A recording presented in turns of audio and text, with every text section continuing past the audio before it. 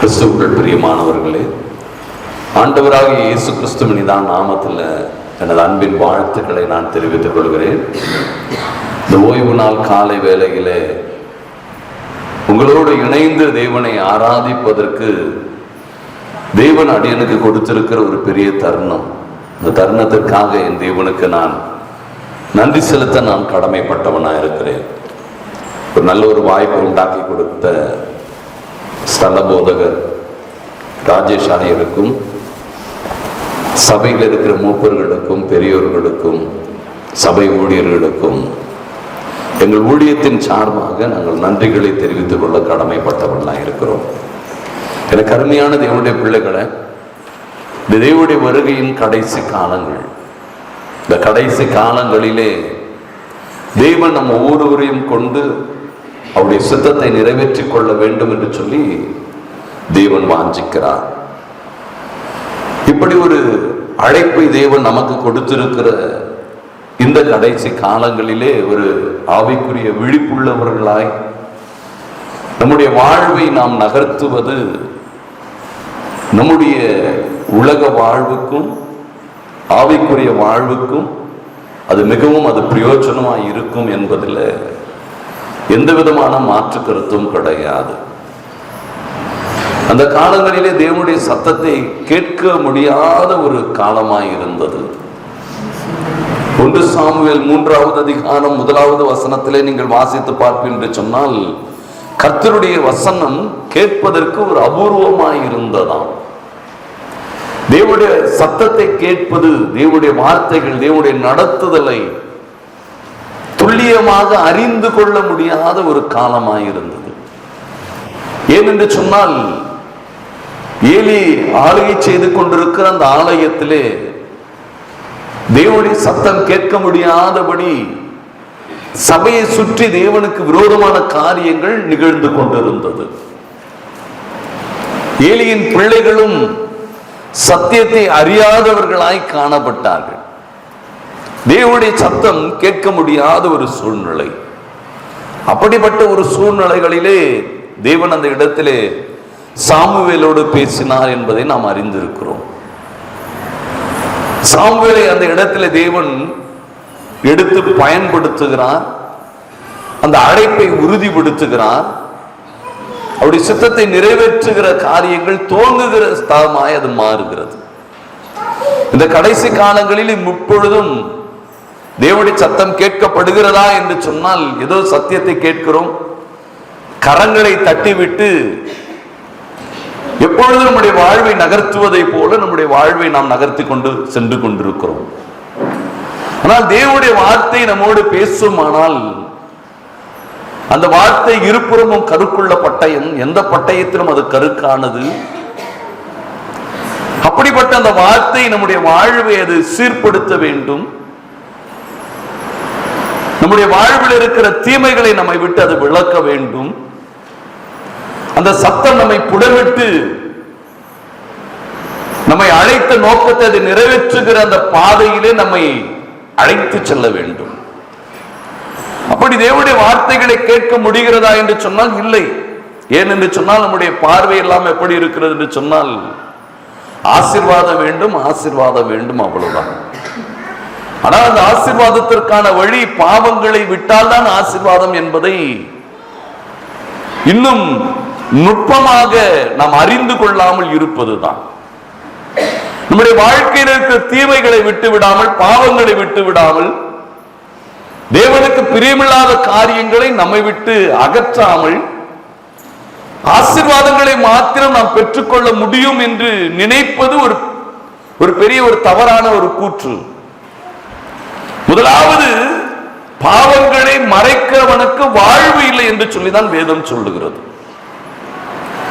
பாவங்களை எப்பொழுது நாம் மறைக்கிறோமோ, நான் பாவம் செய்யவில்லை என்று சொல்லி நாம் நினைக்கிறோமோ, அப்பொழுது நம்முடைய வாழ்வு பறிபோகிவிட்டது. வாழ்வை நாம் இழந்து விட்டோம். ஆசீர்வாதங்களுக்கு பெற்றுக் கொள்வதற்கான தகுதியை நான் இழந்து விடுகிறேன். அப்போ பாவத்தை நான் உணராமல் நான் ஆசீர்வாதத்தை மாத்திரம் பெற்றுக் கொள்ளலாம் என்று சொல்லி நினைப்பது ஒரு பகற்கனவை போல. என் வாழ்க்கையிலே அந்த ஆசீர்வாதத்தை நான் முழுமையாக சுதந்திரித்துக் கொள்வதற்கு முடியாமல் அது போகிறது. அந்த காலங்களிலே மகா பரிசுத்த ஸ்தலத்திற்குள்ளாக கடந்து போக வேண்டும் என்று சொன்னால் பலவிதமான பலிகளை செலுத்திவிட்டு தான் ஆசாரியர்கள் அந்த மகா பரிசுத்த ஸ்தலத்திற்குள்ளாக கடந்து போவார்கள். சென்றவர்கள் எல்லாரும் மீண்டுமாய் அந்த மகா பரிசுத்த ஸ்தலத்திலிருந்து திரும்பி வருவார்களா என்று சொன்னால் இல்லை. பலிகள் செலுத்தப்பட்டாலும் அநேக ஆசாரியர்கள் மீண்டும் வர முடியாதபடி அந்த இடத்திலே அடிக்கப்பட்டார்கள். அவ்வளவு மகா பரிசுத்தமான ஒரு ஸ்தலம். தேவனுடைய சத்தத்தை கேட்க வருகிறோம் ஒவ்வொரு ஓய்வு நாட்களிலும். அந்த ஒவ்வொரு ஓய்வு நாட்களிலும் தேவனுடைய வார்த்தைகளை கேட்டிருக்கிற நாம் இந்த ஆலயத்திலிருந்து புறப்படும் பொழுது நம்முடைய வாழ்வு மாற்றப்பட்டிருக்க வேண்டும், குணாதிசயங்கள் மாற்றப்பட்டிருக்க வேண்டும், எண்ணங்கள் சிந்தனைகள் மாற்றப்பட்டிருக்க வேண்டும். ஆனால் நம்முடைய வாழ்க்கையிலே இந்த மாற்றங்களுக்கு நாம் இடம் கொடாமல் ஆலயத்துக்கு சென்றேன் ஆசீர்வாதத்தை நான் பெற்று விடுவேன் என்று சொல்லி நினைப்பது ஒரு தவறான காரியம். ஆகவே ஆலயத்துக்குள்ளாக உள்ள நுழைந்த உடனே இன்று ஏதாவது ஒரு வார்த்தை மூலமாக என் ஆண்டவர் என்னை தொட வேண்டும் என்று சொல்லி அந்த விழிப்போடு அந்த சிந்தனையோடு தேவ சமூகத்திலே அமர்ந்திருப்பது மிகுந்த ஒரு ஆசீர்வாதத்தை பெற்றுக்கொள்ள செய்கிறதா இருக்கிறது. ஆகவே ஆலயத்துக்குள்ள நுழைந்த உடனே உள்ள நுழைவதற்கு முன்பாக நம்முடைய பாதரட்சியை எல்லாம் கழட்டி வைத்து விட்டு தான் ஆலயத்துக்குள்ள வருவதை போல நம்முடைய சுயங்கள், மாம்சீகங்கள், நான் யார் என்கிற நினைவுகளை எல்லாம் கழட்டி எறிந்து விட்டு தேவ சமூகத்திலே தேவனுக்கு முன்பாக நான் நிற்கிறேன் என்கிற ஒரே ஒரு மனநிலை மட்டும்தான். அருகாமையிலே அமர்ந்திருப்பவர்கள் யார் என்பதை கூட நினைத்து பார்க்க முடியாத அளவுக்கு தேவனுடைய பிரசன்னத்தை உணர்ந்து அமர்ந்திருப்பது ஒரு ஆசீர்வாதம். தேவனுடைய சத்தத்தை கேட்பது ஒரு அபூர்வமாய் இருந்த ஒரு காலங்கள். தேவனுடைய சத்தத்தை கேட்க வேண்டும் என்று சொன்னால் மோசே தேவ சமூகத்திலே 40 நாள் காத்திருந்தான். தேவனுடைய சத்தத்தை கேட்க வேண்டும் என்று சொன்னால் நாமும் 40 நாள் உபவாசம் இருக்கிறோம். 40 நாள் உபவாசம் இருந்த பின்பு என்னுடைய வாழ்க்கையினுடைய நிலை மாறியதா என்று சொன்னால் இல்லை. காரணங்களை அறியாமல், அந்த நோக்கங்களை புரிந்து கொள்ளாமல் நம்முடைய பயணம் தோல்வியை சந்திக்கிறது. தேவனுடைய சத்தத்தை கேட்க முடியாமல் போய்விடுகிறது. தாவீது தன்னுடைய பிள்ளைக்காக தேவ சமூகத்திலே உபவாசம் இருந்து ஜெபித்தான். குழந்தை உயிரோடு வந்ததா என்று சொன்னால் இல்லை, அது மரணத்தை சந்தித்தது. அப்படிதான் நம்முடைய வாழ்விலும் தேவனுடைய சத்தத்தை நான் கேட்க வேண்டும் என்கிற ஆர்வம் நமக்குள் இருக்கிறது. ஆனால் தேவனுடைய சத்தத்தை நான் கேட்டேனா, தேவனுடைய வார்த்தை என்னை புடமிட்டதா, தேவனுடைய வார்த்தை என்னை சீர்படுத்தியதா, என்னுடைய குணங்களை மாற்றியதா, என்னுடைய எண்ணங்களை மாற்றியதா, ஒரு புதிய வாழ்வை எனக்கு கொடுத்ததா என்று சொன்னால் இல்லை என்பதுதான் வருத்தப்பட வேண்டிய ஒரு காரியமாய் இருக்கிறது. உபாகமத்தை எடுத்துக்கொள்ளலாம். உபாகமம் 18வது அதிகாரத்தை எடுத்துக்கொள்வோம். உபாகமம் 18வது அதிகாரத்திலே 14வது வசனத்தை நாம் வாசிக்கும் பொழுது சொல்லுகிறார், நீ துரத்திவிட போகிற இந்த ஜாதிகள் நாள் பார்க்கிறவர்களும் குறி சொல்லுகிறவர்களுக்கும் செவி கொடுக்கிறார்கள். நீ அப்படி செய்கிறதற்கு உன் தேவனாகிய கர்த்தர் உத்தரவு கொடார். நீ அப்படி செய்கிறதுனால தேவனுடைய சத்தத்தை நீ கேட்க முடியாது. தெளிவாக தேவன் சொல்லிவிட்டார். அந்த குறி பார்க்கிறவர்கள், நாள் பார்க்கிறவர்கள், தேவனுக்கு பிரியமில்லாத காரியங்களை செய்கிறவர்களோடு தேவனுடைய சத்தம் வெளிப்படாது. அவன் தேவ சத்தத்தை கேட்க முடியாது. நீ எங்கு போய் உட்கார்ந்தாலும் சரி, எத்தனை நாட்கள் உபவாசம் இருந்தாலும் சரி, யாருடைய சிரசின் மீது கரத்தை வைத்து ஜெபித்தாலும் சரி, நீ எந்த நிலையிலே உடைய வாழ்க்கை பயணம் இருந்தாலும், நீ தேவன் உனக்கு என்று கொடுத்திருக்கிற அந்த கட்டளைகளை நீ கை கொள்ளாமல் போகும் பொழுது நீ தேவனுடைய சத்தத்தை கேட்கிற திறனை இழந்து போகிறார். தேவன் உன் சத்தத்துக்கு செவி கொடுக்க மாட்டார். தேவன் உனக்கு பதில் கொடுக்க மாட்டேன் என்று சொல்லுகிறார். அப்போ தேவன் என்னோடு பேச வேண்டுமானால் கட்டளைகளின் படி நம்முடைய வாழ்வை நாம் நகர்த்துவது அவசியம். நன்றாக கவனிங்க. ஒரே ஒரு வார்த்தை தான் சொன்னார், மரித்து போயிருந்த அந்த லாசருடைய வாழ்வு உயிர் பெறுகிறது. தேவன் ஒரே ஒரு வார்த்தை தான் சொல்லுகிறார். சங்கீதம் 107:20 நீங்கள் வாசித்து பார்ப்பீர்கள் என்று சொன்னால், அவர் தம்முடைய வசனங்களை அனுப்பி அவனை சுகப்படுத்துகிறார்.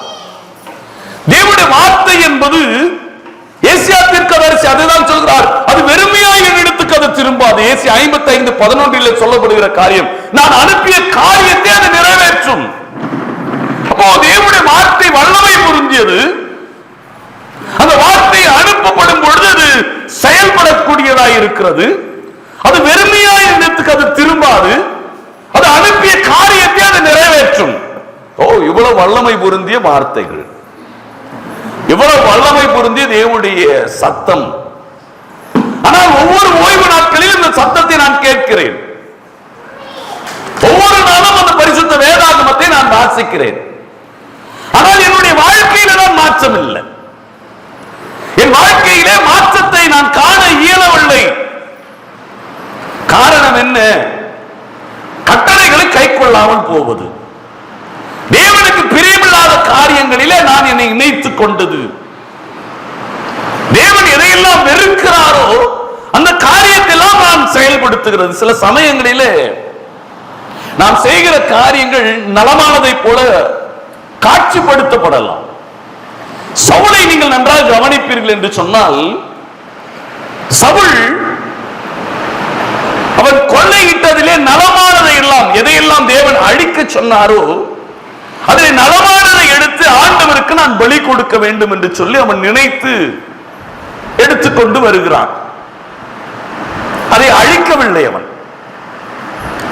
ஆனால் அவனுடைய பார்வையிலே ஆண்டவருக்கு நான் அதை கொடுக்க போகிறேன், அதில் நலமானதை நான் பிரித்து எடுத்தேன், அது எனக்காக எடுத்தேன், என் சந்ததிக்கு அல்ல, என் ஜனத்துக்கு அல்ல, என் ஆண்டவருக்கு தானே என்று சொல்லி அதை எடுத்துக்கொண்டு வருகிறான். ஆண்டவர் அதை வெறுத்தார். ராஜ்யபாரம் பிடுங்கப்படுகிறது. சில சமயங்களில் நம்முடைய பார்வையிலே நலமாய் தோன்றலாம், ஆனால் வேதத்தின் படி அது எப்படி காணப்படுகிறது என்பதிலே கவனம் வேண்டும். எனக்கு அது நலமாய் தோன்றுகிறது என்பது ஒரு புறமாய் இருக்கட்டும், மற்றவர்கள் கூறினார்கள் என்று சொல்லுகிற காரியங்கள் ஒரு புறமாய் இருக்கட்டும், அந்த ஊழியருடைய பிரசங்கத்திலே இப்படி ஒரு வெளிப்பாடு வந்தது அது ஒரு புறமாய் இருக்கட்டும், என் கரத்தில் இருக்கிற பரிசுத்த வேதாகமத்தை சார்ந்தது இருக்கிறதா, அவர் சொன்ன கருத்துகள், நான் எடுக்கிற முடிவுகள், நான் படுகிற பிரயாசங்கள் என் அழைப்புக்கு உகந்ததா இருக்கிறதா, என்னை தெரிந்து கொண்ட நோக்கத்திற்கு அது உகந்ததா இருக்கிறதா, இந்த கடைசி காலத்திற்கு ஏற்றதா இருக்கிறதா, இதை கவனிக்க வேண்டும். நாம் கவனிப்பது கிடையாது. ஏதோ ஆறுதலாக இருந்தது, நலமாக தோன்றுகிறது என்று சொல்லி சவுலை போல சில காரியங்களை நாம் செய்து விடுகிறோம். அதனால் தேவன் நமக்கு என்று வைத்திருக்கிற ஆசீர்வாதங்களை இழந்து போகிறோம். உங்களுக்கு என்ன தேவன் வைத்திருக்கிற ஆசீர்வாதங்கள் பல உண்டு. அந்த ஆசீர்வாதங்களை நான் சுதந்திரித்துக் கொள்ள வேண்டும் என்கிற எண்ணம் நமக்கு வேண்டும். அந்த ஆசீர்வாதங்களை சுதந்திரித்துக் கொள்ளும்படி உங்களுடைய பயணம் இருக்க வேண்டுமானால் கட்டளைகளை நான் கை கொள்ளுகிறேனா, தேவன் எனக்கு காண்பித்த அந்த பாதையிலே நான் பயணம் செய்கிறேனா, பாதையை அல்லது மாற்றி விட்டேனா? துவக்கத்திலே ஒரு பொருத்தனை செய்வோம், ஒரு விடுதலை வேண்டும், ஒரு அதிசயம் நடக்க வேண்டும், ஒரு சாப வாழ்வு மாற வேண்டுமானால் ஒரு பொருத்தனையை செய்வோம், ஆண்டவருக்கு என நேர்ந்து கொள்ளுவோம். ஆனால் அதை கிடைத்த உடனே, பெற்றுக்கொண்ட உடனே பொருத்தனையை மாற்றுகிறவர்கள் உண்டு, அழைப்பை மாற்றிக்கொள்ளுகிறவர்கள் உண்டு. அப்படி மாற்றுவதனால் நடக்கிற காரியங்களை சற்று சிந்தித்து பாருங்கள். அதே சாமுவேலுடைய வாழ்வு சிந்தித்து பாருங்கள். தன்னுடைய தாயை சரியாக நலம் விசாரிக்க தெரியாத ஒரு ஊழியர், ஏழை பிள்ளைகளை சரியான சத்தியத்திலே நடத்தாத, வேதம் சொல்லுகிறது அவருடைய பிள்ளைகள் கர்த்தரை அறியவில்லை என்று. கர்த்தரை பற்றி கூட பிள்ளைகளை கூட அறிவிக்காத ஒரு ஊழியர். அந்த இடத்திலே நான் ஏன் இருக்க வேண்டும்? ஊழியர் மீது குறை இருக்கிறது, சபையை சுற்றி இவ்வளவு குறை இருக்கிறது என்று சொல்லி சாமுவேல் நினைக்கவில்லை. என் தாயுடைய கர்ப்பம் திறக்கப்பட்ட ஸ்தலம் இது, தேவன் எங்கள் வாழ்வுக்கு உயிர் கொடுத்த ஸ்தலம் இது என்கிற சிந்தனை மட்டும்தான் அவனுக்குள் காணப்பட்டது. அப்படிதான் நம்முடைய வாழ்க்கையிலும் அழைப்பை மட்டும் பாருங்க. மற்ற சூழ்நிலைகளை பார்ப்போம் என்று சொன்னால் தேவனுடைய சத்தத்தை நீங்க கேட்க முடியாது. தேவனுடைய சத்தம் உடைய செவிகளிலே அது தொனிக்காது என்பதை நீங்கள் மறந்துவிட வேண்டாம். சகரியா தீர்க்கதரிசி அதை தான் சொல்லுகிறார். எடுத்துக்கொள்வோமே, சகரியா தீர்க்கதரிசன புத்தகம் 10வது அதிகாரத்தை எடுத்துக்கொள்ளலாம். அதில் 2வது வசனத்தை வாசித்து பார்க்கும்போது அவர் சொல்லுகிற காரியம், சுருவங்கள் அபத்தமானதை சொல்லிற்று, குறி சொல்லுகிறவர்கள் பொய்யை தரிசித்தார்கள், சொப்பனக்காரர்கள் வீணானதை சொல்லி வியர்த்தமாக தோற்றுவிக்க பண்ணினார்கள். ஆகையால் ஜனங்கள் ஆடுகளை போல சிதறி மேய்ப்பன் இல்லாதனால் சிறுமைப்பட்டார்கள். எனக்கு அருமையான தேவனுடைய பிள்ளைகளை, மேய்ப்பன் இல்லாததினால் சிதறடிக்கப்படுகிறார்கள். சிதறடிக்கப்பட்ட ஒரு வாழ்வு தான் நம்முடைய வாழ்வு. சிதறடிக்கப்படுவாய். ஏன் என்று சொன்னால் அபத்தமானதை கேட்கிறதுனால, பொய்யான தீர்க்க தரிசனத்தை தேடி ஓடுவதனால. சத்தியம் என்ன சொல்லுகிறது என்று சொல்லி நாம கவனிக்கிறது இல்லை. நல்லா இருந்துச்சு, ஒரு சத்தியத்தை கேட்கிறோம் என்று சொன்னால் அந்த சத்தியம் என்ன செய்ய வேண்டும் என்று சொன்னால் என் வாழ்க்கையில் இருக்கிற பாவங்களை, சாபங்களை அது குத்தி எடுக்கணும். குத்தி எடுக்கலன்னா அது சத்தியம் இல்லை. ஆசீர்வாதம் ஆசீர்வாதம் என்பதை மாத்திரம் நம்ம நோக்கி பார்க்கிறோம்.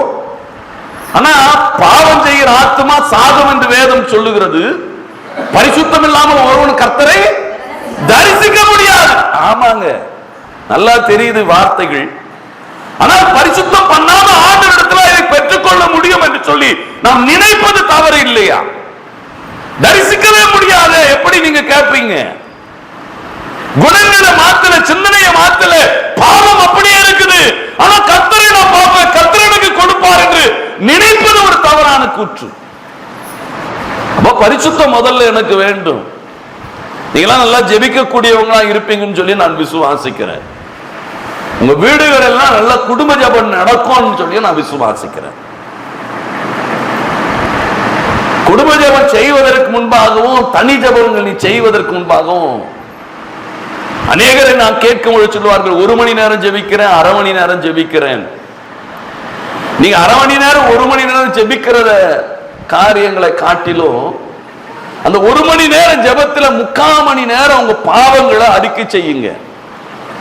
நீங்க யார் என்பதை சோதித்து பாருங்க. உங்க எண்ணங்கள், சிந்தனைகள் எப்படி பயணம் செய்து கொண்டிருக்கிறது என்பதை கவனம் செலுத்துங்க. உங்களுடைய அவயங்கள் எப்படி செயல்படுகிறது என்று சொல்லி பாருங்க. இவைகளெல்லாம் அறிக்கை செய்து நீங்கள் ஒப்புரவாகி உங்களை பரிசுத்தப்படுத்திக் கொள்ளுங்க. பின்பு 2 வார்த்தை போதும். ஆண்டவர் நினைவுகளின் தோற்றங்களை அவர் அறிந்திருக்கிறார். மனிதனோ முகத்தை பார்க்கிறார், தேவரீரோ உள்ளங்களை, இருதயங்களை ஆராய்ந்து பார்க்கிறார். உன் நிலை என்னன்றது ஆண்டவருக்கு தெரியும். பரிசுத்தப்படுத்தாம, உன் பாவங்களை அறிக்கை செய்யாம, உன்னிடம் இருக்கிற தீமைகளை விளக்காம நீ எத்தனை மணி நேரம் ஜெபித்தாலும் ஒரு பயனுமே அது கொடுக்காது. நாம தான் வருடமாய் ஜெபிக்கிறோம், வருடமாய் 40 நாட்கள் உபவாசம் இருக்கிறோம். என்ன பலன் கிடைத்தது? காரணம் என்னன்னு சொன்னால் நமக்குள்ள இருக்கிற பாவங்களை விடாமலே நம்முடைய வாழ்வை நாம் நகர்த்தி கொண்டிருக்கிறோம். பாவங்களை முதல்ல விடணும். என்னென்ன பாவனுக்கு, தேவனுக்கு பிரியமில்லாத காரியங்கள் என்ன இருக்குது அப்படின்றத கொஞ்சம் கவனம் செலுத்துங்க. கொஞ்சம் கவனம் செலுத்தி உங்களுடைய வாழ்வை நீங்கள் நகர்த்துங்க. யோவான் 5வது அதிகாரத்தை எடுத்துக்கொள்ளலாம்.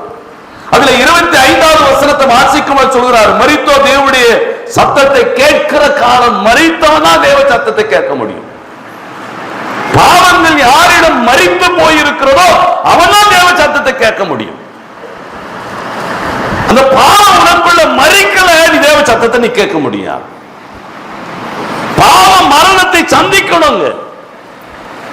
எப்ப உன்னுடைய பாவங்கள் செத்து போகிறதோ உனக்குள்ள, அது மீண்டும் உயிர்ப்பிக்க கூடாது. ரட்சிக்கப்படுகிறேன் என்று சொல்லுகிறோம், மீண்டும் அதே சுபாவங்கள், அதே பாவங்கள்.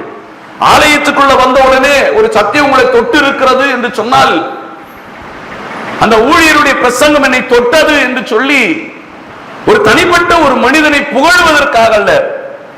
ஆண்டவர் யாரை கொண்டு உங்களுடைய வாழ்வில் இருக்கிற பாவங்களை நீக்குகிறார், அவர் கிரியை செய்வதற்கு தகுதியுள்ள பாத்திரங்களாய் உங்களை மாற்றுகிறார், அவ்வளவுதான்.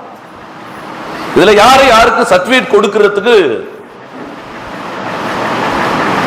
ஒரு ஹையர் அத்தாரிட்டியில் இருக்கிற மாணவன் அவருக்கு சர்டிபிகேட் கொடுக்க முடியாது. ஹையர் அத்தாரிட்டியில் இருக்கிறவங்க மாணவர்களுக்கு சர்டிபிகேட் கொடுக்கலாம். நாம ஒரு விசுவாசிகளாய் கடந்து போகிறோம், தேவன ஊழியர்களாய் வந்து பிரசங்கிக்கிறார்கள், அவர் நல்ல பிரசங்கியா. நிலைகளை சற்று நன்றாக கவனியுங்கள். நாம் அந்த இடத்துல தேவனை மகிமைப்படுத்தாமல் நம்முடைய பயணம் வேறு விதமாய் ஓடிக்கொண்டிருக்கிறது. ஏதோ ஒரு என்னுடைய வாழ்க்கையில் இருக்கிற தீமையை விளக்கிறார் ஆண்டவர். நான் உணர்வு உள்ளவனாய் நான் மாறணும், உணர்வுள்ளவனாய் என்னுடைய வாழ்வை நான் நகர்த்தி கொண்டு போகணும். அதுதான் வாசிக்கும் பொழுது, வேதத்தை வாசிக்கும் பொழுது கலாத்தியருக்கு பவுல் எழுதும் போது சொல்லுகிறார் அழகாய். கலாத்தியர் 1வது அதிகாரம் 10வது வசனத்தில் அதுதான் வாசிக்க கேட்டோம். யாரை நாடி உன்னுடைய வாழ்வு இருக்கிறது, யாரை தேடி உன்னுடைய வாழ்க்கை பயணம் இருக்கிறது, யோசிக்கணும். ஆலயத்திற்குள் நான் இந்த நாள் வந்தது, இந்த ஓய்வு நாள் வந்தது, ஆலயம் முடிந்த உடனே வெளியே போகும்பொழுது என்னுடைய எண்ணங்கள் சிந்தனைகள் எல்லாம் மாறி இருக்கணும். அதே எண்ணம் அதே சிந்தனையோடு நீங்க போறீங்க, அதே குணங்களோடு இந்த ஆலயத்தை விட்டு வெளியே போறீங்கன்னா இன்னும் சாபம் உங்களுக்கு மாறலன்னு மறந்துடாதீங்க. சில சமயங்களிலே அசுத்தாவி பிடித்தவர்களை நாங்கள் விரட்டுவது உண்டு. அப்படி விரட்டும் பொழுது நடக்கிற காரியம் என்று சொன்னால், சில சமயங்களிலே அந்த சரீரத்தை விட்டு அந்த ஆவி வெளியேறி இருக்கும். ஆனால் அவர்கள் ஆலயத்தை விட்டு வெளியே போன உடனே அடுத்த நாள் பார்த்தால் மீண்டும் அந்த ஆவி அவர்களை அலக்கழித்துக் கொண்டே இருக்கும். காரணம் என்ன என்று சொல்லி பின்பு தேவ சமூகத்தில் அமர்ந்திருந்து கேட்கும் பொழுதுதான் தெரியும், அவரிடம் இருக்கிற அந்த குணாதிசயம் அது அவர்களிடம் இருக்கிறது. பிசாசு தங்குகிற ஒரு குணாதிசயம் அவரிடம் இருக்கிறது. அதை அவர்களை விட்டு அதை நீக்கவில்லை, ஆகவே அது வந்து உட்காருகிறது. நன்றாக கவனிங்க. நீங்க இருக்கிற வீட்டுடைய பத்திரம், வீட்டுக்கெல்லாம் ஒரு சொந்தக்காரர் ஒருவர், நீங்க அந்த வீட்டுக்குள்ள உட்கார்ந்து கொண்டு எந்த வீடு என்று சொன்னால் அந்த வீட்டுக்காரர் என்ன, பத்திரம் என்கிட்ட இருக்குது, பட்டா என்கிட்ட இருக்குது, எல்லாம் என் பேர்ல இருக்குது, நீ சொன்னாக்கா அவன் உன்னை பார்த்து இலக்காரமா சிரிப்பான் இல்லையா? அப்படிதான் பிசாசு சில சமயங்களிலே உன் குணம் என்கிட்ட இருக்குது, உன் சிந்தனைகள் எல்லாம் எனக்கேற்றதா இருக்கிறது, நீ எனக்கு சொந்தம், அவன் உரிமை பாராட்டுகிறான். இதை மாற்றாம அந்த சாபத்துல இருந்து வெளியே வர முடியல, தேவனுடைய சத்தத்தை கேட்க முடியல. அப்போ நான் கேட்கிற செய்தியின் மூலமாய் நான் உடைக்கப்படணும், என் எண்ணம் சிந்தனைகளை நான் மாறணும். இங்கிருந்து நான் வெளியே போகும் பொழுது என்னுடைய பேச்சு சிந்தனைகள் எல்லாம் மாறி இருக்கணும். அதுதான் ஒரு ஆண்டவர் தொட்ட ஒரு மனிதன். ஆண்டவர் என்னை தொட்டார் என்று சொல்லி மற்றவர்களோடு சொல்லுவதை காட்டிலும் தேவ சமூகத்தில் ஓடி போய் வீட்டிலே முழங்கால் படியிட்டு, ஆண்டவரே என்னோடு இந்த நாளிலே பேசியதற்காக நன்றி, நான் இப்படியாய் வாழும்படியாக விரும்புகிறேன், என் வாழ்வை உங்களுடைய கரங்களில் ஒப்பு கொடுக்கிறேன் என்று சொல்லி ஆண்டவரிடத்தில் ஒப்பு கொடுத்து விட்டு உங்கள் வாழ்வை நீங்கள் நகர்த்தி பாருங்க. அது தேவனுடைய சத்தத்தை கேட்டதற்கான ஒரு அறிகுறி. ஆனால் நம்முடைய வாழ்வு அப்படி இல்லையே.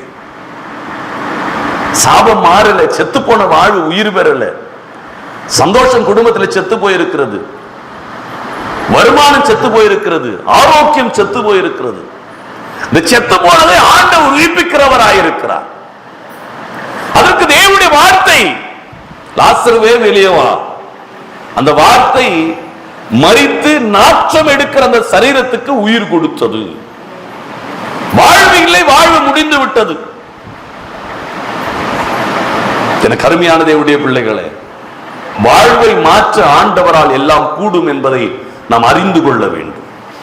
அறிந்து கொண்டு நம்முடைய வாழ்வை நாம் நகர்த்துவது ஆசீர்வாதத்திற்கு வழிவகுக்கிறதா இருக்கிறது. அதுதான் அப்போஸ்தலனாகிய பவுல் கொலோசியருக்கு எழுதும் போது சொல்லுகிறார். கொலோசியர் 2வது அதிகாரம் 13வது வசனத்தில் அவர் சொல்கிறார், உங்கள் பாவங்களினாலேயும் உங்கள் மாம்சம் விருத்த சேதனம் இல்லாமையினாலும் மரித்தவர்களாய் இருந்த உங்களை அவரோடு கூட உயிர்ப்பிக்கிறார். மரித்து போயிருக்கிற உன்னுடைய வாழ்வு அவரோடு கூட இணையும் பொழுதுதான் உயிர்ப்பிக்கப்படுகிறது. அவரோடு இணைத்துக் கொள்ளும். உங்களை பார்க்கிறவர்கள் உங்களை அல்ல, கிறிஸ்துவை காண வேண்டும். வாழ்வது நான் அல்ல, எனக்குள் கிறிஸ்து வாழுகிறார். அப்போ உங்க பேச்சில, உங்க செயல்களிலே, சிந்தனைகளிலே கிறிஸ்து பிரதிபலிக்க வேண்டும். அப்படி பிரதிபலிக்கிற வாழ்வுதான் உயிர்ப்பிக்கப்படுகிறது. சாபங்கள் எல்லாம் மாறிடுங்க. சாபங்களிலே ஒரு முற்றுப்புள்ளி வைக்கப்பட்டுவிடும். என்னுடைய வாழ்வினுடைய கனவு லட்சியம் என்ன தெரியுங்களா? ஒரு டிவிஎஸ் 50 வாங்க வேண்டும். ஒரு 2-3 ஆயிரம் ரூபாய் வருமானத்திற்கு எங்காவது வேலைக்கு போக வேண்டும். எனக்கு திருமணமானால் என் மனைவியும் அப்படி ஒரு 2-3 ஆயிரம் ரூபாய் வருமானம் ஈட்டுவாள் என்று சொன்னால், ஒரு 1000 ரூபாய்க்கு வீடு, ஒரு 1000 ரூபாய்க்கு குடும்பங்கள் நடத்தி கொண்டு அப்படி வாழ. இதுதான் என்னுடைய கனவு, என்னுடைய லட்சியம். அப்படி என்று சொன்னால் என்னுடைய நிலைமை எப்படி இருந்திருக்கும் பாருங்க. அந்த நிலைமையில் இருந்த ஒரு வாழ்வுதான். சாபத்தில் விழுந்து போயிருந்தேன். 96 முன்பாகவே மரணம் என்னை சந்தித்து இருக்க வேண்டும். பாவத்தில் தான் வாழ்வு. ஆனால் அந்த பாவத்தை என்று நான் விட்டேனோ அன்று என்னுடைய வாழ்வு உயிர்ப்பிக்கப்பட ஆரம்பித்தது.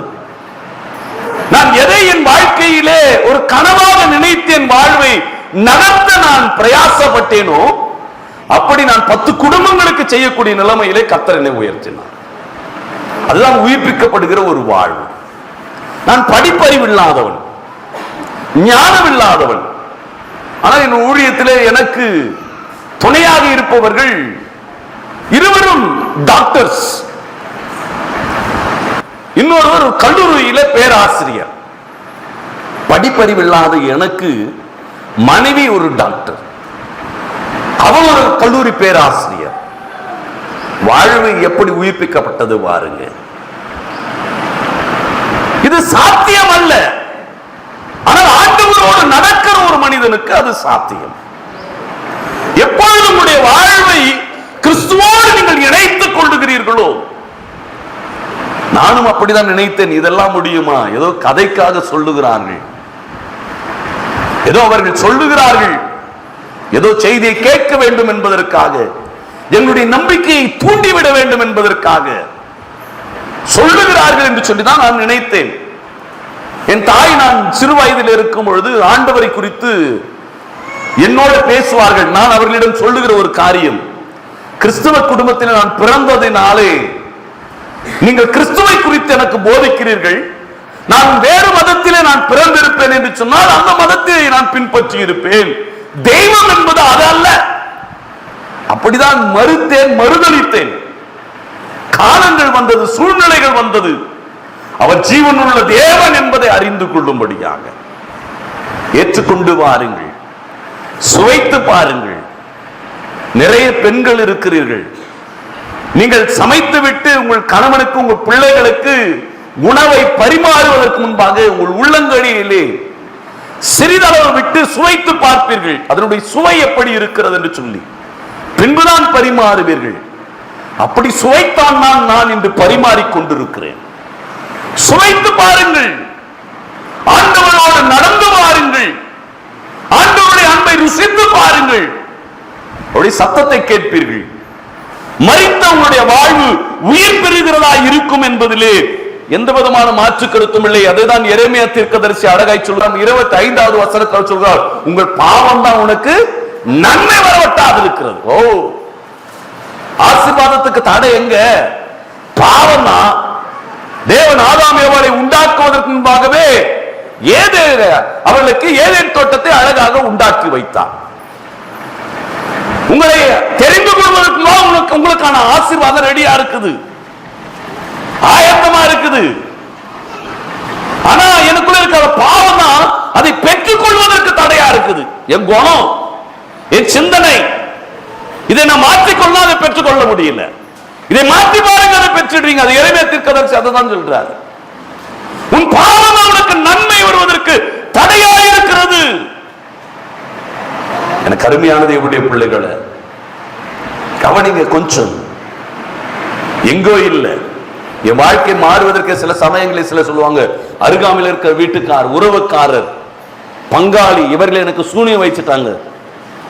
யாருக்கு சூனியம் வைக்கல, நம்ம சொந்த காசுல நாம சூனியம் வச்சுன்னு இருக்கிறோம். நம்முடைய குணம் தான். இதை நம்ம மாத்திக்காம மற்றவங்க நாம் குறை சொல்லி இருக்கிறோம். இதை மாற்றிக்கொள்வதற்கான ஒரு விழிப்பு இல்லை, இதை மாற்றிக்கொள்ள வேண்டும் என்கிற சிந்தனை நமக்குள்ள இல்லை. இந்த சிந்தனை இல்லாதனால நாம் குறை என்ன சொல்றோம், வேற எங்கேயும் சொல்றோம். யார் என்ன வேணா செய்யுங்க. ஒரு முறை கிருஷ்ணகிரி பகுதியிலே என்னை ஜெபிப்பதற்காக அழைத்தார்கள். கடந்து போயிருந்தேன். கிருஷ்ணகிரி பஸ் ஸ்டாண்ட்ல இறங்கிய உடனே எனக்கு அவர்கள் அழைத்தவருடைய நம்பருக்கு போன் பண்ணேன். உடனே அங்க எங்க ஆட்டோ இருந்தாலும் டாக்ஸி இருந்தாலும் என் பெயரை சொல்லி உன்னை அழைத்து கொண்டு வந்து விடுவார்கள். அப்படியாக சொன்னேன். அழைத்து கொண்டு போனார்கள். அவர் வீட்டில் போய் உட்கார்ந்த உடனே அந்த குடும்பமே எனக்கு முன்பாக வந்து அமர்ந்தார்கள். அவர்கள் கிறிஸ்துவை அறியாத குடும்பத்தார். எனக்கு முன்பாக 2-3 தட்டும் நிறைய பழங்கள், துணி, ஒரு இடத்துல ஒரு மஞ்ச பையில பண முடிப்பு, இதையெல்லாம் எனக்கு முன்பாக வைத்தார்கள். அந்த குடும்பத்துக்கு விரோதமாக அவர்கள் ஒரு பெரிய ஒரு கான்ட்ராக்டர், அரசாங்கத்திலே கான்ட்ராக்டர் எடுக்கிறவர். குடும்பத்துக்கு விரோதமாக இந்த வீட்டில் இந்த இடத்துல நடக்கிற காரியங்கள், இப்படியெல்லாம் அசுத்தாவினுடைய செயல்பாடுகள் இருக்கிறது. இதையெல்லாம் விளக்கணும். இவ்வளவு பண முடிப்பு இருக்கிறது, வேற என்ன வேண்டும் கேளுங்கள், நான் கொடுப்பதற்கு ஆயத்தம் என்று சொன்னார்கள். நான் ஒன்றே ஒன்று மாத்திரம் சொன்னேன், இந்த பணத்தினாலே நீங்கள் எந்த நன்மையும் பெற்றுக்கொள்ள இயலாது. உங்க உள்ளத்தை ஆண்டவருக்கு கொடுப்பீர்களானால் உங்கள் சாப வாழ்வு மாறும். உங்களுக்கு அதன் மீது நம்பிக்கை இல்லாவிட்டால், உங்களுக்கு தெரிந்த பெரிய ஒரு மந்திரவாதியிடம் என்னுடைய தலைமுடி, என்னுடைய கால் மண், என்னுடைய துணி என்னென்ன கேட்கிறார்களோ எல்லாவற்றையும் நான் கொடுக்கிறேன். அவர் சொல்லுவார் என்னோடு இருக்கிறவர் யார் என்று சொல்லி அவர்களோடு நான் வாதிட ஆரம்பித்தேன். ஏன் இதை சொல்லுகிறேன் என்று சொன்னால், நாம் ஆராதிக்கிற தேவன் யார் என்பதை இன்னும் நாமே நன்கு அறியாமல் இருப்பதுதான் ஒரு பிழை. பிழை எங்கு இருக்கிறது என்று சொன்னால் நம்மிடம் தான் இருக்கிறது. நான் ஆராதிக்கிற தேவன் மீது இருக்கிற அந்த நம்பிக்கை, அந்த விசுவாசம் குறைந்து போயிருக்கிறது. இதுதான் கிரியை இல்லாத விசுவாசம், செத்து போயிருக்கிறது. கிரியைகளிலே இல்லை, விசுவாசம் இருக்கிறது என்று சொல்லுகிறோம். ஆனால் என் பயணத்தில் நாள் பார்க்கிறோம், நேரம் பார்க்கிறோம், சூழ்நிலைகளை பார்க்கிறோம், காலநிலைகளை பார்க்கிறோம். இதுதான் தேவனுடைய சத்தத்தை கேட்பதற்கு, ஒரு கரத்துடைய கிரியைகள் நடைபெறுவதற்கு தடைகளாய் அமைந்து விடுகிறது. எனக்கு அருமையான தேவனுடைய பிள்ளைகளே, ஆகவே இதை உணர்ந்து பயணிக்கிறது நமக்கு மிக மிக அவசியமாக இருக்கிறது. அதை உணர்ந்து உங்களுடைய வாழ்வை நீங்கள் நகர்த்தி பாருங்க. அதை உணர்ந்தவர்களாக உங்களுடைய வாழ்க்கையுடைய பயணத்தை நிகழ்த்தி பாருங்க. நிச்சயமாய் கர்த்தர் ஒரு பெரிய ஒரு ஆசீர்வாதத்தை நமக்கு கொடுப்பார். அதுதான் சங்கீதக்காரன் தாவீது தன்னுடைய அனுபவத்தில் அவர் சொல்கிறார். 25வது சங்கீதங்களின் புஸ்தகத்திலே 12வது வசனத்தை வாசிக்கும் போது சொல்கிறார், கர்த்தருக்கு பயப்படுகிற மனுஷன் எவனோ அவனுக்கு தாம் தெரிந்து கொள்ளும் வழியை அவர் போதிப்பார். இந்த தெய்வ பயம் நமக்கு வேணும். தெய்வ பயம் நமக்கு கிடையாது. எல்லாத்தினாலையும் பயம் இருக்குது, ஆண்டவர் மீது பயம் இல்லை. தெய்வ பயம் இருந்தா நான் இப்படி நடந்து கொள்ளுகிறேனே, இப்படி பேசுகிறேனே, ஐயோ நாங்களாம் கிறிஸ்தவ குடும்பம் ஆச்சே, மகனே கோபப்படாத, நாம் அப்படி பேசக்கூடாது, எங்க சண்டை போடாதீங்க, நம்மளாம் கிறிஸ்தவர்கள், ஐயோ நம்ம தாழ்ந்து போகணும் அப்படி என்று சொல்லி வீட்டுல ஒருத்தராவது ஜெபிக்க கூடியவங்க இருப்பீங்க இல்லையா? வீட்டு மேல ஒரு கரிசனை இருக்கிறவங்க இருப்பீங்க இல்லையா? நீங்க குடும்பத்தில் இருக்கிறவங்களோட நீங்க பேசி இருக்கலாமே, நம்மளாம் கிறிஸ்தவ குடும்பம் சண்டை போடாதீங்க, நாம இந்த டிவியில இதை பார்க்க கூடாது, நாம இப்படி நடக்க கூடாது, நம்முடைய குணம் இப்படிதான் இருக்கணும், ஆலயத்துக்கு இப்படிதான் குடும்பமா போனோம், நீ ஒருத்தர் பேசி இருக்கலாம். அது தெய்வ பயம் இல்ல. ஐயோ எங்க வீட்டுக்காரர் சொன்னா கேட்கிற, அவர் கேட்க மாட்டா, அவர் அப்படிதாங்க. என்ன கணக்கு கொடுப்பீங்க நீங்க? ஆண்டவர் இன்னைக்கு வந்தா என்ன கணக்கு கொடுப்பீங்க? கேட்ட என்ன சொல்லுவோம்? உனக்குன்னு ஒரு துணையை கொடுத்தனே என்ன பண்ண, உனக்குன்னு பிள்ளைய கொடுத்தனே என்ன பண்ண? ஆண்டவர் கேட்பார். என்ன சொல்ல போறோம்? பிள்ளைகள் கர்த்தரால் வருவது, கர்த்தர் கொடுப்பது. தாத்தா மாதிரி இருக்குது, பாட்டி மாதிரி இருக்குது, இது மாமா மாதிரி இருக்குது, சித்தப்பா மாதிரி இருக்குது, ஆண்டவர் மாதிரி இருக்குதுன்னு சொல்லுங்க.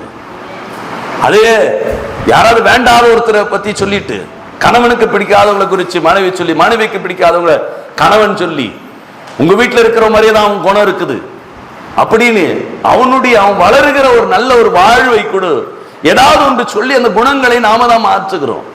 நீ தேவனுடைய பிள்ளைப்பா, கர்த்தர் எங்களுக்கு நீ உனக்கு கொடுத்ததுப்பா, நீ இப்படிதான் வாழணும், உனக்கு பெயர் இப்படி வைத்திருக்கிறாங்க, அந்த பெயருக்கு ஏற்றாற்படி நீ நட அப்படின்னு பிள்ளைகளை நடத்துறது இல்லை.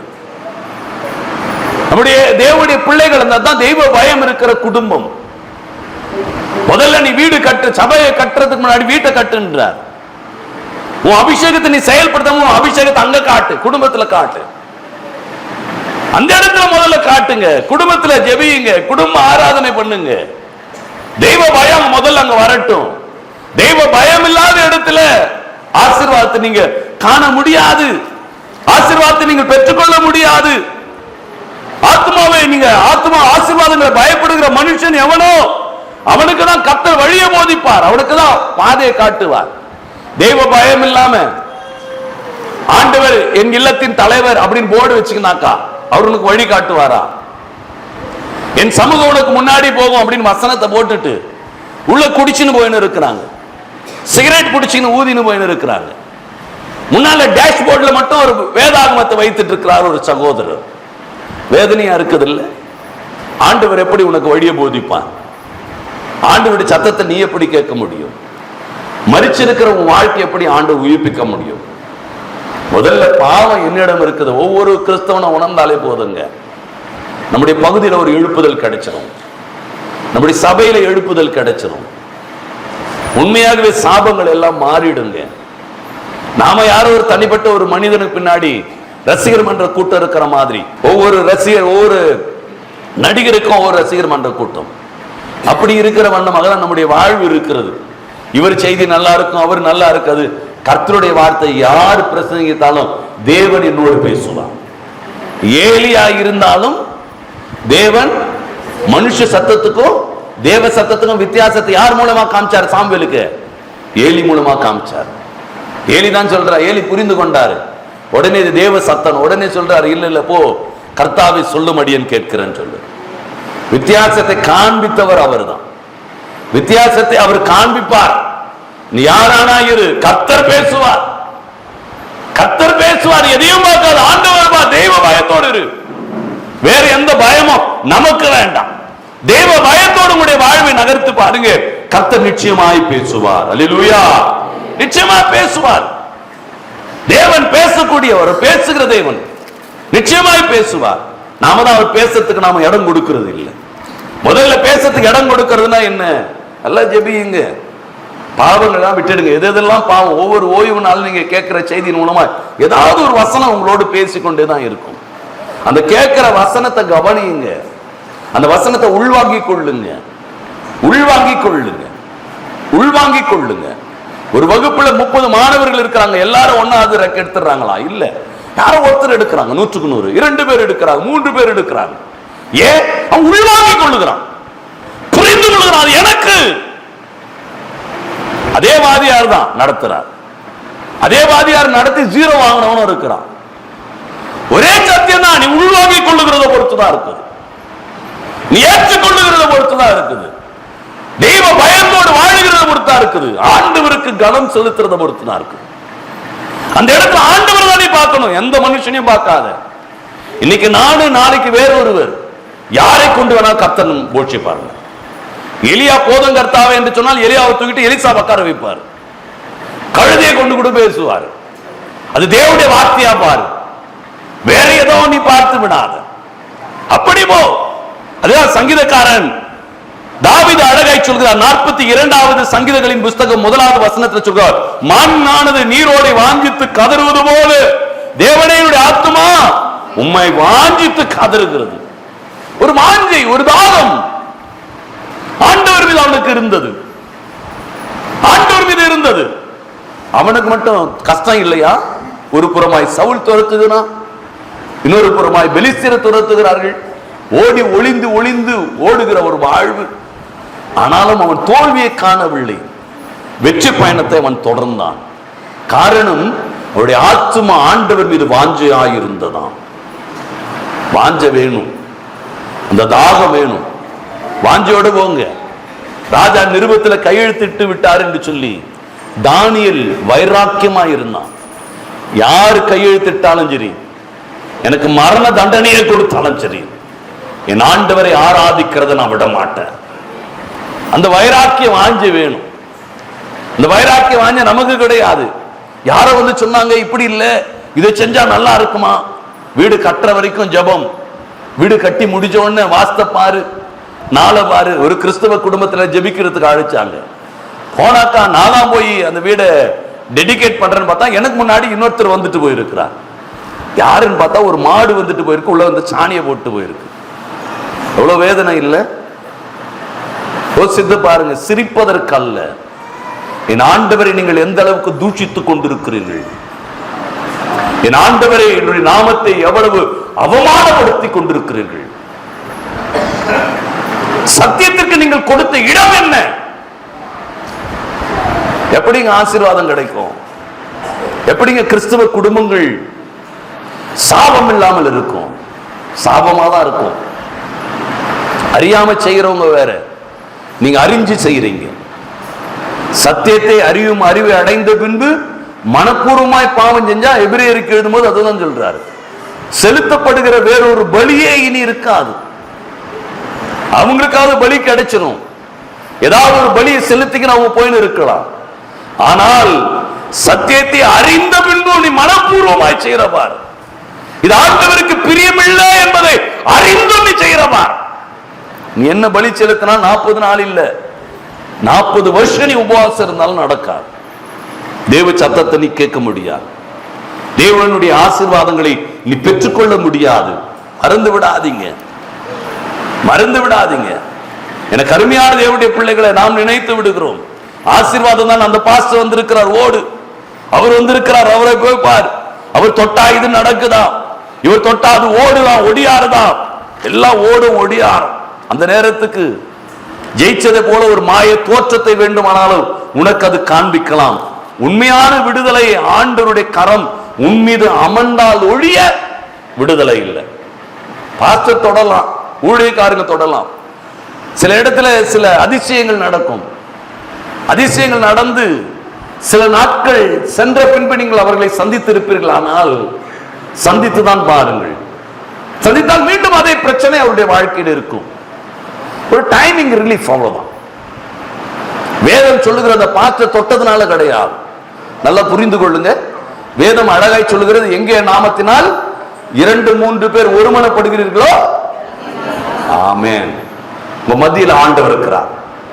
நீ ஆண்டவர் சமூகத்தில் உட்கார்ந்து ஆண்டவர் தொடர்றாரு, விடுதலை கிடைக்குது.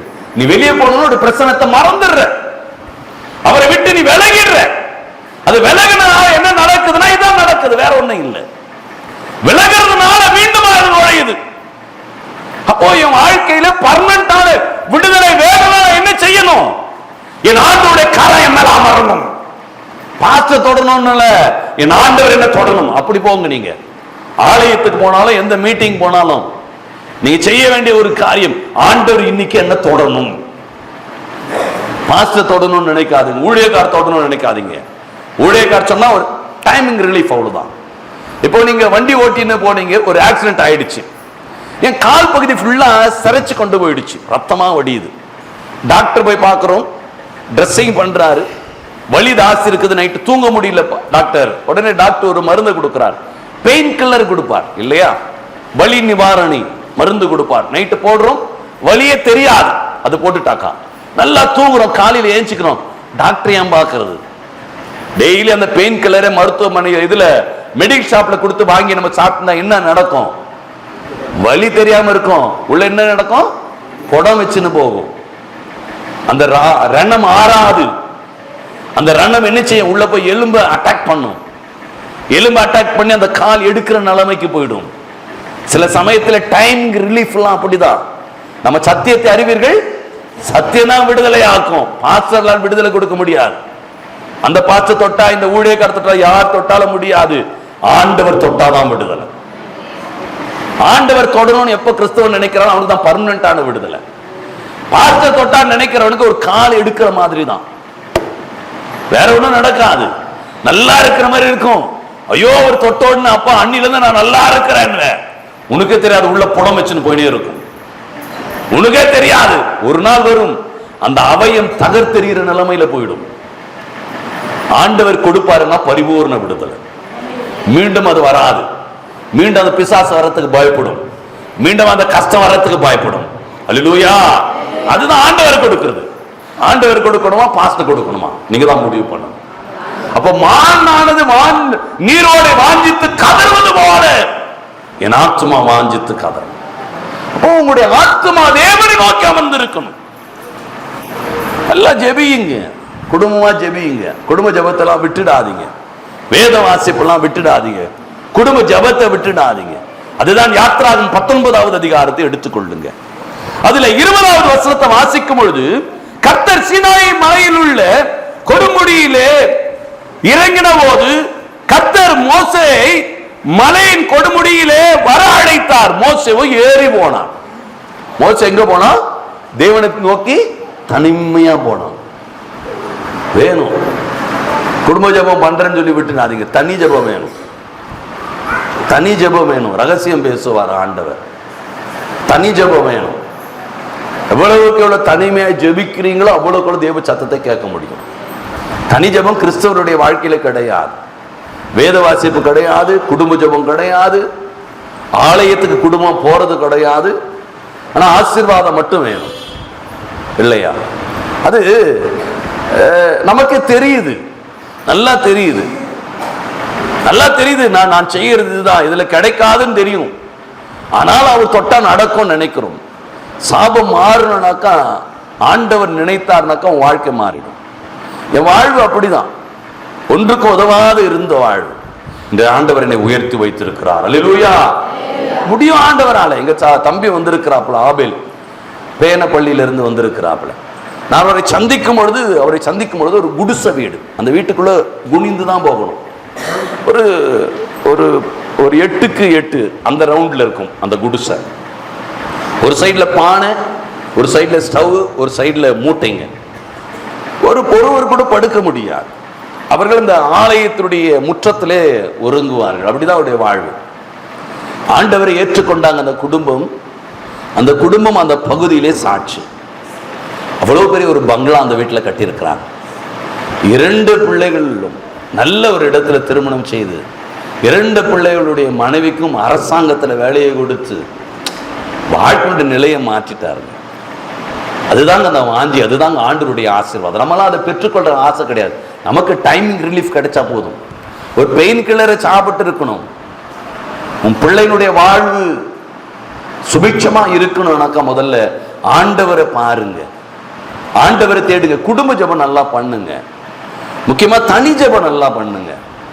தனி ஜெபம் இல்லாம நீங்க எதுவுமே செய்ய முடியாது. தனி ஜெபம் இல்லாத உங்களுடைய ஆவிக்குரிய வாழ்க்கையில நீங்க நிலை நிற்க முடியாதுங்க. நீ ஜெபிக்கும் பொழுது ஏதோ ஒரு பெயின் கில்லர் சாப்பிட்ட மாதிரி இருக்கும். அப்ப ஏதோ நடக்குதுங்க, நடந்த போல இருக்குதுன்னு வெளியே போவோம். ஆனா அந்த நடந்ததுக்கான அடையாளம் இருக்காது. சூரிய உதித்து விட்டது என்று சொன்னால் பல விதங்களிலே அது எனக்கு காட்சிப்படுத்தப்படணும். அந்த ஒளிக்கதிர்கள் என் மேல படும்போது நான் சுட்டெரிக்கப்படணும். அந்த ஒளியை காண முடியாத அளவுக்கு அந்த ஒளி இருக்கணும். நான் வீட்டுக்குள்ள போனாலும் அந்த ஒளி உள்ளே வரணும். அதுதான் அது சூரியன் உதித்ததற்கான ஒரு அடையாளம். அப்போ தேவனை தொட்டார் என்று சொன்னால் எவ்விடத்திலும் இருள் விலகி இருக்கும் இல்லையா? நமக்கு ஏதோ மாற்றத்தை போல நல்லா இருந்துச்சுங்க, நீங்க மெசேஜ் வெளியே போறோம், மீண்டும் அதே கஷ்டம் தான். வீட்டுல போனா அதே தான், நிம்மதி இல்லை. இப்பதான் ஆலயத்துக்கு போன நிம்மதியா இருந்த வீட்டுல வந்தா இதே கஷ்டமா அப்படின்றோம். அவங்க மேல தப்பு இல்லை. ஆலயத்துல பெற்ற அந்த ஆசீர்வாதம் என் வீட்டுக்குள்ள நுழையும்படியாய் என் ஆவிக்குரிய வாழ்வு இல்லை. அதை நாம யோசிக்கல. சபையில இருக்கிற அந்த காரியம் என் வீட்டுக்குள்ள இல்லைன்னு சொல்லி நாம நினைக்கல. அப்படி நினைச்சு பாருங்களேன், நிச்சயமா ஒரு பெரிய ஒரு ஆசீர்வாதம் நமக்கு காத்திருக்கிறது. அதுல மாற்று கருத்து கிடையாது. ஒரு தனி ஜெபம் ஜெய்வீங்க.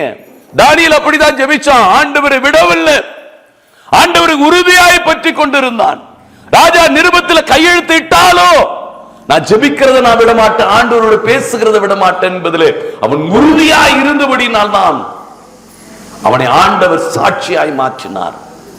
உங்களையும் நீங்கள் வாழ்ந்து கொண்டிருக்கிற பகுதியிலே ஆண்டவர் சாட்சியாய் நிறுத்த முடியும் என்பதிலே எந்த விதமான மாற்று கருத்தும் கிடையாது. எந்த விதமான மாற்று கருத்தும் கிடையாது. அதான் கலாத்தியருக்கு எழுதும் போது அவர் அழகாய் சொன்னது அதுதான். வாசிப்போமே. கலாத்தியர் 1வது அதிகாரத்தை எடுத்துக்கொள்ளலாம். 1வது அதிகாரத்தில் 6வது வசனத்தில், உங்களை கிறிஸ்துவின் கிருபையினாலே அழைத்தவரை நீங்கள் இவ்வளவு சீக்கிரமாய் விட்டு, ஆமாங்க, உங்களை அழைத்த தேவனை விட்டு வேறு பாதையில போயிட்டீங்க. தேவன் பேசுகிற அந்த பாதையை விட்டு வேறொரு பாதையிலே நீங்க போயிட்டீங்க. கேட்கறது ஒண்ணு, நாம நடக்கிறது ஒண்ணு. அப்படிதான் இருக்குது நம்முடைய வாழ்வு. கேட்கிற சத்தியம் ஒண்ணு, நான் பேசுற வார்த்தை ஒண்ணு. கேட்பதின்படி நடங்க. கேட்பதின்படி உங்க வீட்டுல போயிட்டு பேசுங்க. எம்மாவூர் சீஷர்கள் அப்படிதான் 2 பேரும் அவரெல்லாம் ஒன்று சேர்ந்து பேசிக் கொண்டிருக்கும் பொழுது ஆண்டவர்களோடு பயணம் செய்ய ஆரம்பித்தார். ஓய்வு நாள் நீங்க கேட்கிற சத்தியத்தை குறித்து வீட்டுல கணவன், பிள்ளைங்க, மனைவி எல்லாரும் பெற்றோர்கள் ஒன்னா சேர்ந்து அதை ஆலோசனை பண்ணுங்க. இன்னைக்கு சத்தியம் இப்படி பேசிச்சு, இன்னைக்கு நாம இப்படி மாறணும், குணங்களை மாத்திக்கலாம், நாம ஆசீர்வாதத்தை வாங்கலாம். எங்கெங்கோ சாட்சி சொல்றாங்க, நம்ம குடும்பம் சாட்சியா மாறட்டுமே, நம்ம வாழ்வோம். பேசுங்க, பேசுங்க, குடும்பம் பேசுங்க, கடவுளுடைய காரியங்களை பேசுங்க, ஆலோசனை பண்ணுங்க, ஒருத்தர் பேசுங்க.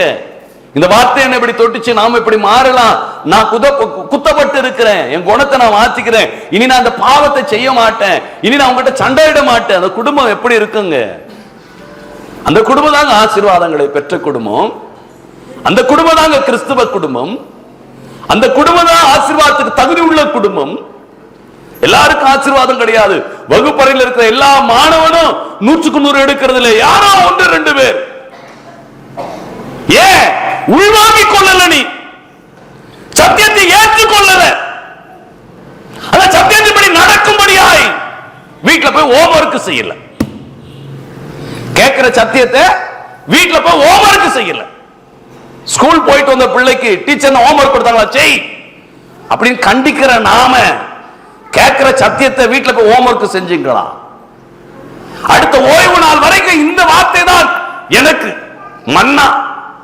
இந்த வார்த்தையை ஹோம்வொர்க் செய்யணும், என் வாழ்க்கையை கடைபிடிக்கணும், என் வாழ்க்கையை பின்பற்றணும். இல்ல ஆசீர்வாதம் இல்ல. பாஸ்டர் தொட்ட ஆசீர்வாதம், அந்த ஊழியக்காரர் தொட்ட ஆசீர்வாதம், அங்க போன ஆசீர்வாதம், எங்க போனாலும் ஆசீர்வாதம் இல்ல. எங்கே நாமத்தினால் 2-3 பேர் ஒரு மணி அங்க வந்துடுறார், உன் வீட்டுக்கே வந்துருவார் ஆண்டவர். நீ வேற எங்கேயும் ஓட வேண்டாம், வேற யாரையும் தேடி ஓட வேண்டாம். கர்த்தர் உன் வீட்டுக்கு வருவார், கர்த்தர் உன் குடும்பத்துக்குள் வருவார். கர்த்தர் சாபத்து மாத்திரம் மரித்ததெல்லாம் உயிரோடு எழுப்புகிற ஆண்டவராய் இருப்பார். எனக்கு அருமையான தேவனே, ஒரு சின்ன ஒரு மாற்றம் தாங்க. உங்களை தியாகம் சாமியாராக சொல்லல, உன் சொத்தெல்லாம் கொடுத்துரு அப்படின்னு சொல்லல ஆண்டவர். ஆண்டவர் அதெல்லாம் கேட்கல, உள்ளத்தா உள்ளத்தை மட்டும் எனக்கு கொடுத்துரு, உன் வாழ்வை நான் எப்படி உயர்த்துகிறேன் பார். நான் ஆசைப்பட்டது ஒரு டிவிஎஸ் 50. எனக்கு ஆண்டவர் கொடுத்ததுன்னா தெரியுமா, 18 லட்சம் ரூபாய் கார். இன்னைக்கு நான் அதுல தான் போறேன், அதுல தான் வந்தேன். ஆண்டவர் கொடுத்த வானத்தின் பலகணிகளை திறப்பார். உங்களுக்கு வசனம் தெரியும், அந்த வசனத்தை உங்களுக்கு உரியதை ஆக்கி கொண்டீங்களா? அதை பெற்றுக்கொண்டவர்கள் எத்தனை பேர்? நீ பெறாததற்கு காரணம் என்ன? உன் பாவம் தான் உனக்கு நன்மை வர ஒட்டாது இருக்கிறது. உன் குணங்களை மாத்துங்க, சிந்தனையை மாத்துங்க. நான் பெற்றாகணும்னு வைராக்கியம் வைங்க. ஸ்கூல்ல படிக்கிற பிள்ளை வைராக்கியம் வைக்குது, நான் பாஸ் ஆகி ஆகணும். சின்ன வயசுல அந்த பிள்ளைக்கு கற்றுக் கொடுக்கிறோம், நீ டாக்டர், நீ டாக்டர், நீ டாக்டர்னு அந்த பிள்ளைக்கு கற்றுக் கொடுக்கிறோம் சின்ன வயசுலயே. ஆனா அந்த பிள்ளை டாக்டர் ஆகுதா? எத்தனை பிள்ளைங்க வாச்சு பிள்ளைகள் அதுக்கேற்ற மாதிரி நம்ம வளர்த்தோமா? அதுக்கு கற்றுக் கொடுக்கிறோமே. நான் கேட்ட சத்தியத்தின்படி நான் மறந்தேன்னா யோசித்து பாருங்க. நமக்கெல்லாம் தேவையில்லைங்க, கர்த்தர் வழிகளை திறப்பார். நான் உங்ககிட்ட படிச்சுட்டு பேசல, நான் பைபிள் காலேஜ்லாம் படிச்சது கிடையாது, நான் எந்த பாஸ்டர் கிட்டையும் அசிஸ்டன்ட் பாஸ்டர் கிடையாது. ஆனா ஆண்டவர் 350 குடும்பங்களை கொடுத்திருக்கிறார் எங்க ஊழியத்துல. கருமையான தேவனுடைய பிள்ளைகளை அறிந்து கொள்ளுங்க. ஆண்டவர் கரத்தை நீட்டினா போதும், ஒரே ஒரு வார்த்தை சொன்னா போதும். ஆனால் அந்த சத்தத்தை கேட்கிற தகுதி உள்ளவர்களாய் நீங்கள் இருக்கிறீர்களா? அபூர்வமான காலம் இது. தேவனுடைய சத்தியத்தை கேட்க அபூர்வமான காலம் இது. சாமுவேலுடைய காலங்களிலே அப்படிதான் இருந்தது, ஏலியுடைய காலங்களில் அப்படிதான் இருந்தது. அப்படிதான் வேதம் சொல்லுகிறது. அபூர்வமாய் இருந்தது. தேவனுடைய வார்த்தை கேட்பது அபூர்வமாயிருந்தது. அப்படிப்பட்ட ஒரு காலங்களிலே அன்னாள் தேவனை மட்டும் நோக்கி பார்த்தாள். கர்த்தர் அந்த கர்ப்பத்தை திறந்தார். கர்த்தர் ஒரு கிங் மேக்கரை கொடுத்தார். ராஜாக்களை அபிஷேகிக்கிற ஒரு தீர்க்கதரிசியாய் மாற்றினார். ஒன்றும் தகுதியற்று சபிக்கப்பட்ட உன்னுடைய வாழ்வையும் ஆண்டவர் திறக்க முடியும். கிங் மேக்கராய் உங்கள் குடும்பத்திலிருந்து ஒருவரை உருவாக்க முடியும். நீங்கள் தேவனுக்கு மட்டும் பயந்து அவரை மட்டும் நோக்கி பார்த்து உங்களுடைய வாழ்வை நீங்கள் நகர்த்துவீர்களானால், இந்த இடத்துல மனுஷனுக்கு யாருக்கும் இடம் கொடுக்காதீங்க. அடுத்தது, உங்களுடைய பார்வையில நலமா இருக்கிறது என்று முடிவு பண்ணாதீங்க. கட்டளைகளை கை கொள்ளுங்க. தேவனுடைய வார்த்தை என்ன சொல்லுகிறது என்று கவனியுங்க. யார் பிரசங்கிக்கிறார்கள் என்பதல்ல, வேதம் என்ன சொல்லுகிறது, வேதம் என்ன எந்த பாதையிலே நடக்க சொல்லுகிறது, இதை மட்டும் கவனிங்க. கர்த்தர் உங்களை ஆசீர்வதிக்க அவர் சித்தம் உள்ளவராய் இருக்கிறார். அதுதான் கலாத்தியருக்கு எழுதும் போது அவர் சொன்ன காரியம். அதுதான் ஒரு வேதத்திலே அவர் அழகாய் சொல்லுகிறார். உங்களை கிறிஸ்துவின் கிருபையினாலே அழைத்தவரை நீங்கள் சீக்கிரமாய் விட்டு வேறொரு சுவிசேஷத்திற்கு திரும்புகிறதை பற்றி நான் ஆச்சரியப்படுகிறேன்.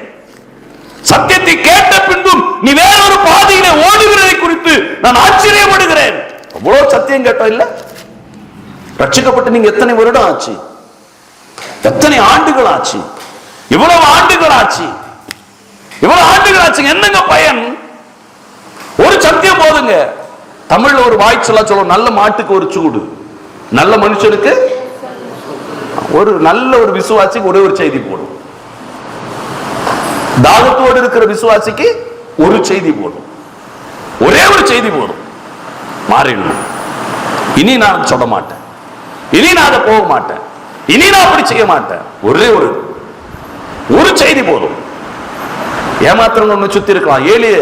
ஏலியுடைய சபை எப்படின்னு தெரியுமா? சபையை சுத்தி அவங்க என்ன செய்தாங்க? பிள்ளைங்க விபச்சாரம் செய்து கொண்டிருந்தாங்க.